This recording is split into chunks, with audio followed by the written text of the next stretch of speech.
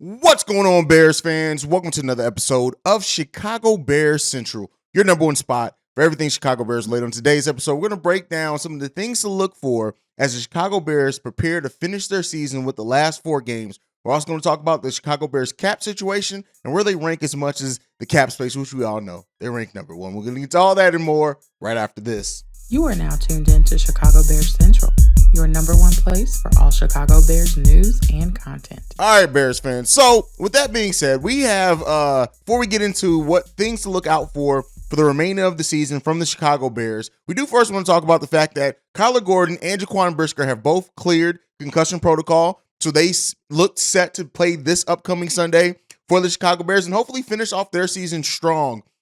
With the last 4 games in there. Jaquan Brisker has been a playmaker all season. Kyler Gordon has been progressing over the course of the season. He had some really good games. He's had some questionable games, but at the end of the day, it's just good to get them both back on the field for the Chicago Bears as we prepare to go ahead and wrap up this season. Now, with that being said, especially on a late Monday episode, what are we looking for from the Chicago Bears over the last 4 games?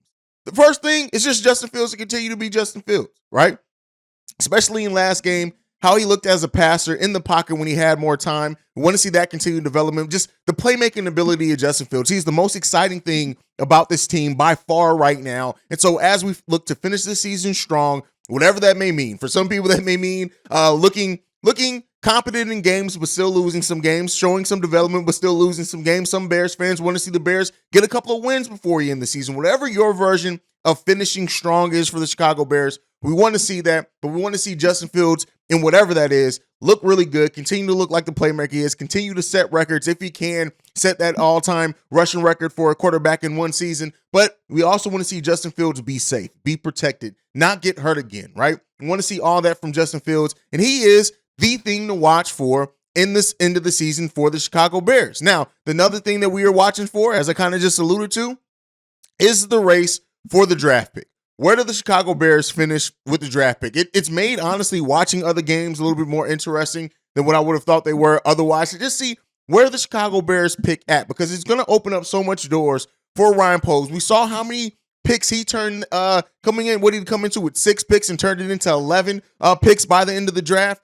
Ryan Poles is going to have so many assets at his disposal, and it kind of all starts with where that draft pick is going to sit for the Chicago Bears. So if they, wherever they do, they can finish as strong as a second. They can finish much lower than that, but we want to see the team get the best draft pick possible because there are 2 studs on that defensive line that could very much change the outset. We talked about it in the random Sunday episode we did yesterday for the Chicago Bears. The way that this Bears team can improve that front 7 with the free agency and in this draft is going to be hugely telling for just how improved this defense is going to be. We're used to having monsters of the midway on the defensive side of the ball, and we can very well get that back. First in free agency by bringing in some veterans, but if we can get Will Anderson, Jalen Carter, one of those 2 guys is going to, and what they can do in both the passing and running game, run defense, I should say, it's going to be huge for the Chicago Bears. And when you already look at having potential playmakers in Jaquan Brisker, in Kyler Gordon, in what we have in the secondary overall, Jack Sanborn, who's the next person I'm going to talk about as well, what Ryan Poles does with this draft pick and where we end up finishing in the draft position is going to be huge for the Chicago Bears. And the player that I just alluded to, Jack Sanborn, is also a player to watch. Almost not like the way leading the league in tackles since he became a starter. Him and Jaquan Brisker both now being back out there, but seeing Jack Sanborn in his rise and him making that case to be a starter starting next season for the Chicago Bears, that's what the finish of this season is for. If Jack Sanborn continues to finish this season strong, he all but locks himself into being the starter at that linebacker position, and he very well may be the only remaining starter when it's all said and done, because you guys know I want to see the Chicago Bears really improve that linebacking core as well as that interior defensive line. But Jack Sanborn is definitely making a case for him to show that even as an undrafted rookie, he damn sure almost needs to be locked in for that starting position. Since taking over as the starting middle linebacker in week 9, he has 44 tackles, 21 stops, 2 sacks. And and it actually dropped because, again, he didn't play. But before Sunday, considering he didn't play, it makes sense. But he is now the second most tackles in that span since he took over. His instincts, his playmaking ability. We know the lack of speed and things like that, but he's just a playmaker. And that you just can't coach. So continue to see in the rise of Jack Sanborn is going to be important. The next thing up is the wide receiver core. Getting to take extended looks at these players, especially with Darnell Mooney out. That's Chase Claypool, N'Keal Harry, Byron Pringle, Muhammad. Not Muhammad. No, St. Brown. Why am I thinking about Aquan and Muhammad? EQ as well. Like seeing what this wide receiver core and what you have to build off of next year. How many of these players in this core are going to come back? We know Chase Claypool for sure. We know Darnell Mooney, I think for sure. Velius, as a special teams more than a wide receiver, I would think. But then taking a look at everything else, since trading for N'Keal Harry, he's really been dealt a bad hand.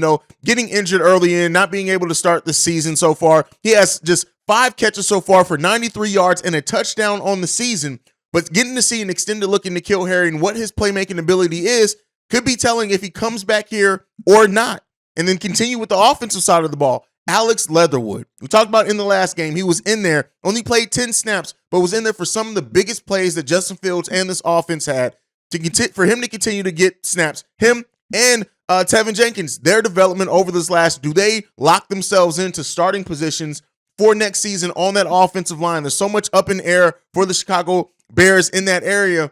Do they show that they deserve to continue to be on the team and to be a very big part of that offensive line going forward into next season? And then lastly is just all the rookies on this team. How does everybody else figure out Jaquan Brisker, Kyler Gordon? How do they shape up by the end of this season? And how do they finish the season? Do they finish it strong? Does Jaquan Brisker continue to show that playmaking ability that we've seen all this season? All important things for the Chicago Bears. Now, before we go, we all know that the Chicago Bears are slated they're slated to have the most cap space by far of any other team in the NFL this upcoming offseason. They have upwards of $100 million, I think as much as $109 million in cap space for this team. The next closest team has $74 million. So the Bears, $30 million above the next closest team to the amount of cap space that they're going to be able to have. This team needs to be players on that market. We talk a lot about the draft. I've talked a lot about the draft, but how aggressive this team is in free agency to go after free agents that can add talent, weapons to this team, improve the talent pool overall is going to be important. And luckily, in the NFL, the free agency is before the draft. And so the Bears are going to have a chance to already hugely improve this team before they even draft a player. So that's what I want to see from this team. It's again, I've been saying it for the last couple of weeks. I'm going to keep saying it. Yes, we've not gotten wins this season, not very many wins. We're 3-10 on the season, but there's been some fun games to watch. There's been some fun players to watch develop, and Justin Fields has now firmly planted himself as the franchise quarterback for anybody who had any other questions when it came to Justin Fields. We're going to continue to break everything down. Be locked in right here for the number one spot for everything Chicago Bears related. Make sure you're following us on every social media platform at Chi Bears Central. You can also send us any feedback, questions, comments, concerns, ChicagoBearsCentral@gmail.com. Lastly, if you want to leave a text and or voicemail, the number to do so, 773-242-9336. We are the number one spot for everything Chicago Bears related because of you guys. And like I like to end every episode on, bear down. Love you guys. And peace, y'all. This has been a presentation of the Break Media.